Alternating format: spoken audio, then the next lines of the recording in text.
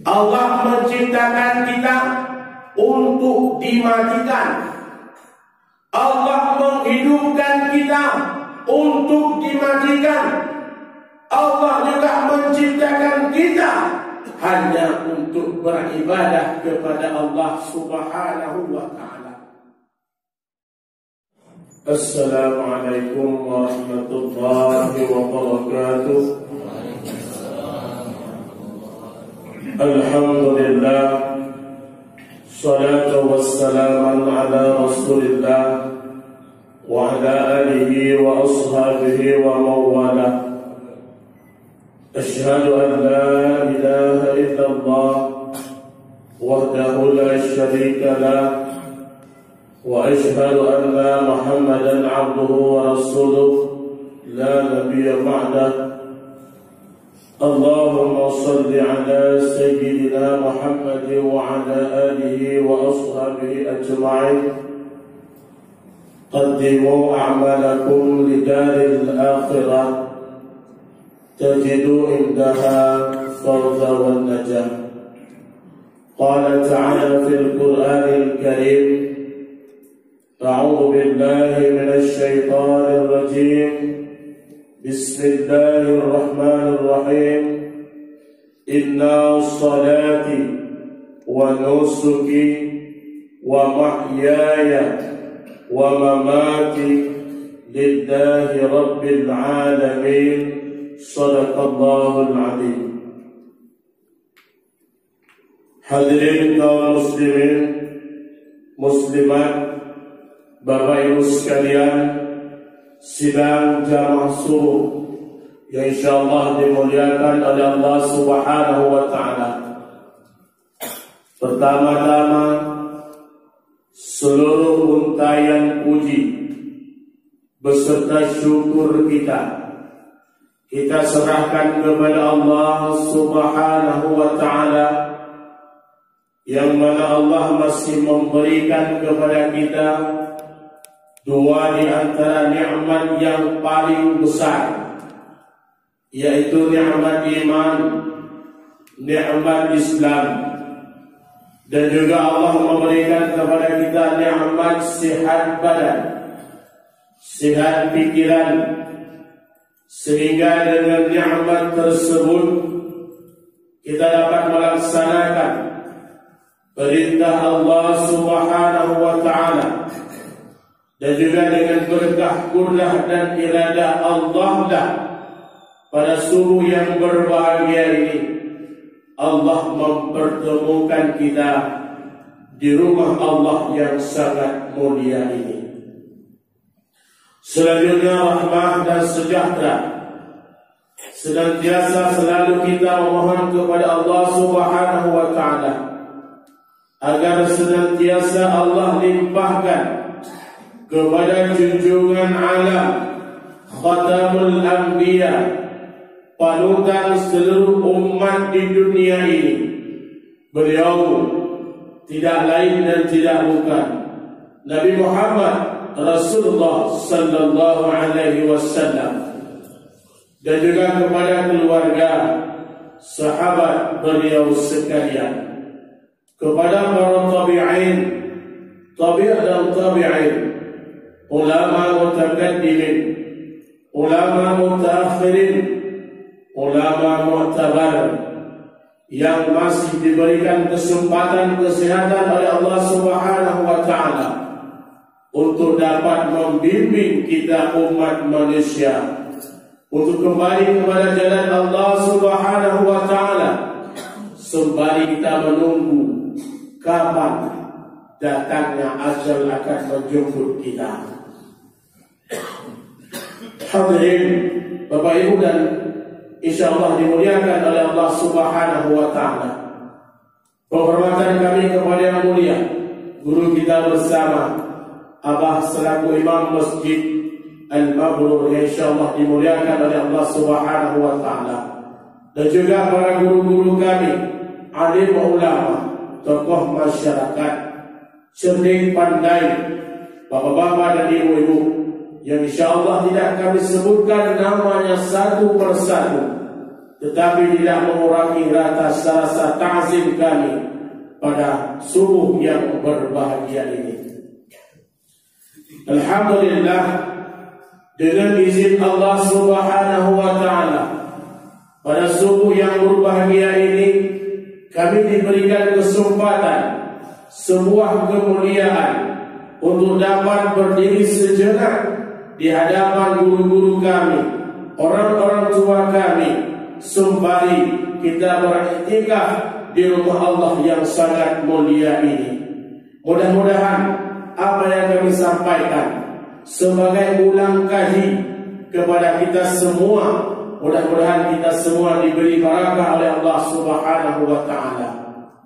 Alhamdulillah juga kita sekarang berada di bulan yang mulia, yaitu bulan suci Rajab, yang mana bulan suci Rajab merupakan estafet bulan kita akan mengharapkan berjumpa dengan sebuah bulan yang paling mulia, yaitu bulan suci Ramadan.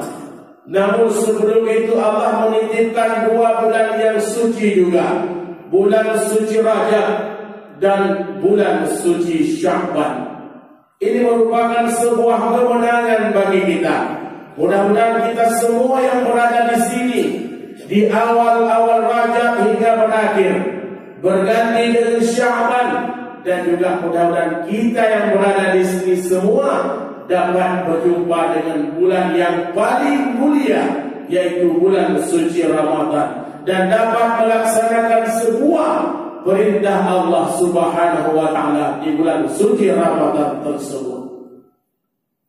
Kita sering dalam salat, terutama salat pada rakaat pertama, ayat Al-Quran yang sering kita bacakan sebagaimana yang saya bacakan pertama, inna salati wa nusuki wa mahyaya wa mamati lillahi rabbil alamin.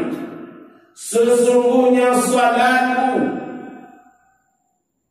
wa nusuki ibadahku, wa mahyaya hidupku, wa mamati dan matiku lillahi rabbil alamin.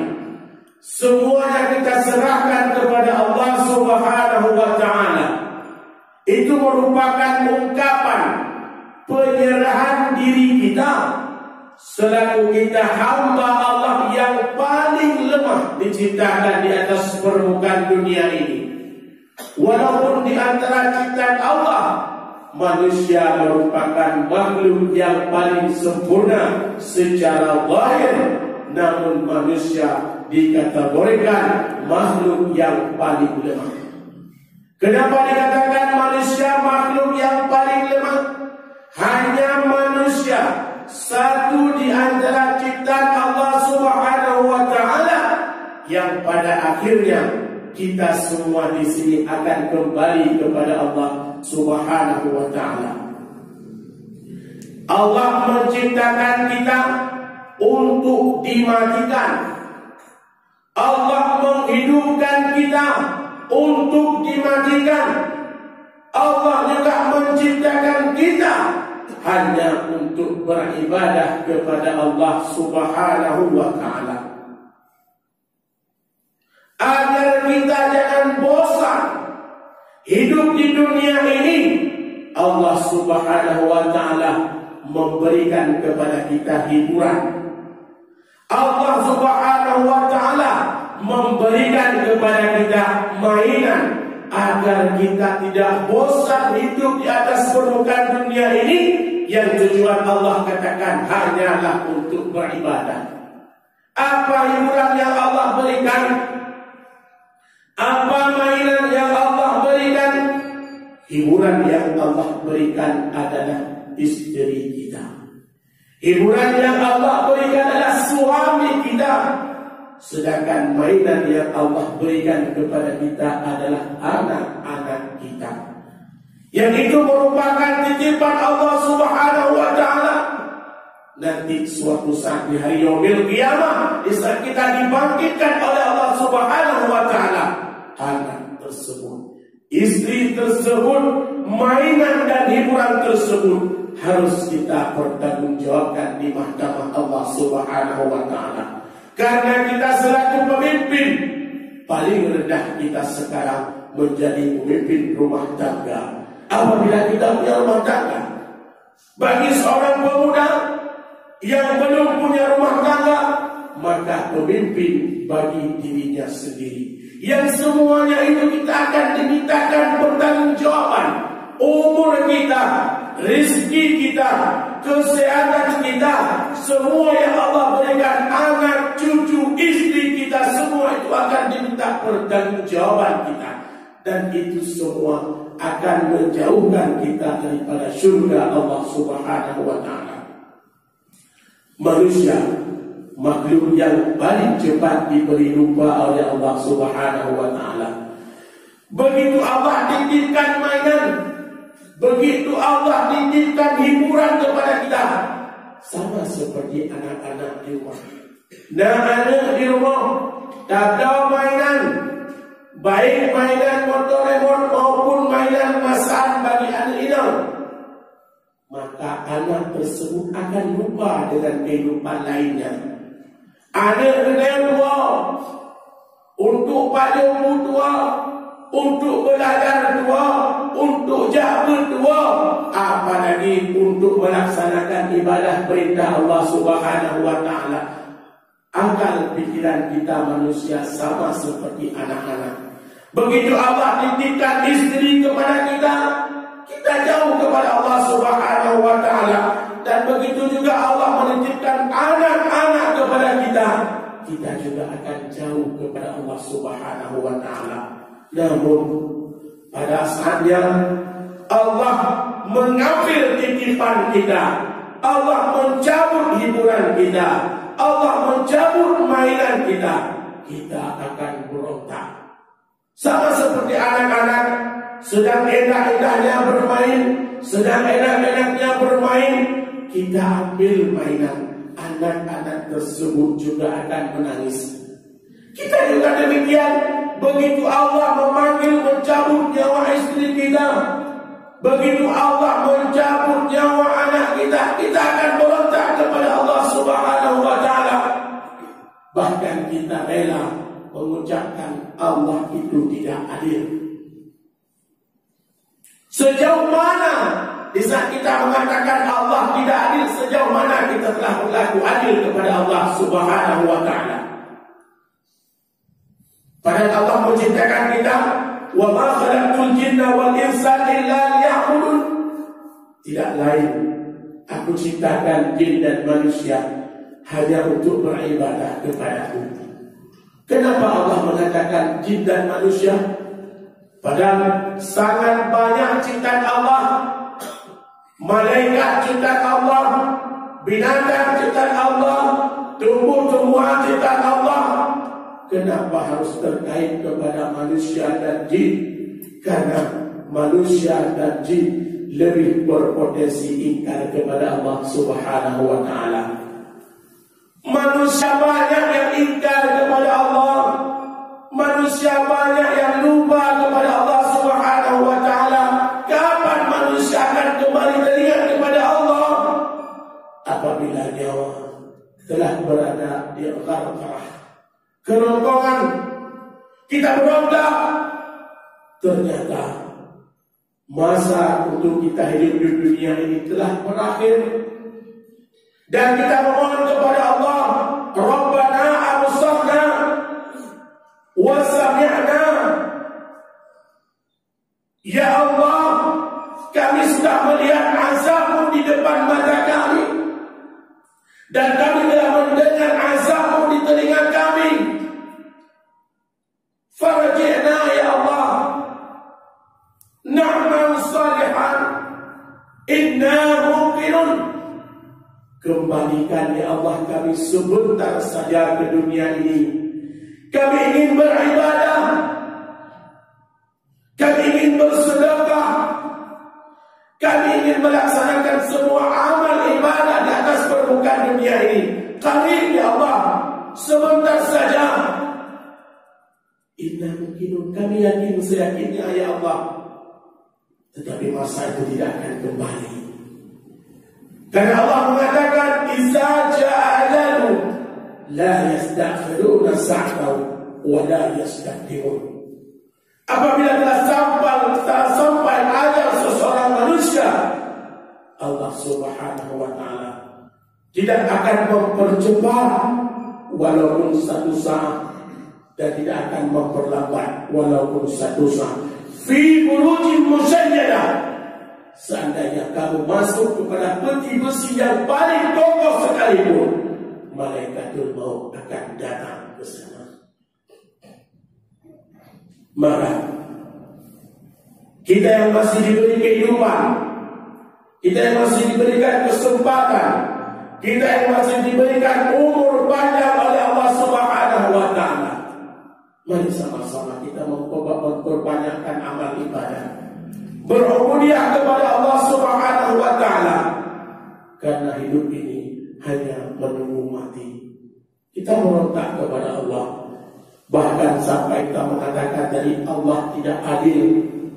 Dan bahkan ada di antara manusia pada saat salah satu daripada keluarganya dipanggil oleh Allah Subhanahu wa ta'ala, dia berani mengatakan, ya Allah, bahkan anak lo dia yang mantap dalam pendidikan, bahkan hal perempuan macam dia, ya Allah, seolah-olah Allah tidak mampu mengatur dunia ini. Kita berontak, kita protes kepada Allah, tapi Allah tidak pernah protes kepada kita. Padahal kita yang diciptakan oleh Allah Subhanahu wa ta'ala. Hari ini kita mengaku saya hamba Allah, saya umat Nabi Muhammad sallallahu alaihi wasallam. Sekali kita bertanya kepada diri kita, Allah menganggap kita sebagai hamba tidak? Nabi Muhammad menganggap kita sebagai umatnya apa tidak? Karena Nabi Muhammad sudah memikirkan keadaan kita 14 abad yang lalu. Nabi sudah memikirkan macam mana tentang kehidupan, kematian kita di saat kita dibangkitkan oleh Allah Subhanahu wa ta'ala nanti daripada alam barzakh. Nabi sudah memikirkan. Bahkan Nabi berkata pada sahabat, nanti pada hari akhirat kalian semua akan melewati sebuah haud telaga, dan kalian semua akan minum sekenyang-kenyangnya di situ. Pada saat itu sahabat bertanya, kamikah ya Rasulullah? Bukan kalian. Kalian ashabi. Tetapi nanti yang akan meminum di telaga tersebut adalah ikhwani, umatku yang mereka hidup jauh sesudah aku kembali kepada Allah Subhanahu wa ta'ala. Mereka tidak pernah melihat wajahku, mereka tidak pernah duduk bersama denganku, tetapi mereka meyakini akan aku sebagai Rasulullah sallallahu alaihi wasallam, sebagai kekasih Allah. Sulit memang. Kita hanya membaca cerita sirah nabawiyah, cerita sejarah Rasul, sejarah para sahabat. Namun Rasulullah lebih memilih untuk menyayangi kita daripada para sahabat. Sahabat mengatakan kepada, kenapa demikian ya Rasul? Kalian beriman kepadaku karena kalian hidup bersama denganku di dunia. Tetapi umatku di akhir zaman nanti, mereka semua beriman kepadaku, beriman kepada Allah Subhanahu wa ta'ala. Di saat zaman yang sudah mendekati kiamat, tapi mereka tidak goyang, tidak gundah, dan tidak ragu akan agama Islam ini. Walaupun pada akhir zaman kita merasa tertindas yang setinggi-tingginya, karena kita besar, tetapi kita tidak kuat disebabkan kita tidak bersatu. Kita umat Islam mudah sekali untuk dipecahkan. Kita umat Islam mudah sekali untuk diadu domba. Namun kita tidak sadar bahwa Islam sekarang sedanglah permasalahan yang sangat besar, sedang diuji oleh Allah Subhanahu wa ta'ala. sekuat apakah iman kita. Yang kita berada sekarang, berada di akhir daripada zaman. Sasa kita menunggu kapan akan terjadinya kiamat di atas permukaan dunia ini. Di saat kita mengatakan kiamat, kiamat itu pasti akan datang. Mudah-mudahan kita mohon kepada Allah, semuanya yang berada di sini, jangan sampai kita melihat terjadinya kiamat dunia ini. Jangan sampai kita melihat macam mana bumi digoncangkan oleh Allah Subhanahu wa Ta'ala. Gunung berterbangan bagaikan anai-anai. Apalagi manusia yang mungkin seorang ibu tidak sadar saat menyusui anak-anaknya. Ini merupakan ujian terberat kepada kita umat manusia. Begitu nyawa kita berada di gargara, Rasul mengatakan, semua umatku akan terbangun. Hari ini kita tertidur. Ada yang tertidur pulas. Makna tertidur pulas, dia hidup di dunia ini penuh dengan maksiat kepada Allah Subhanahu wa Ta'ala.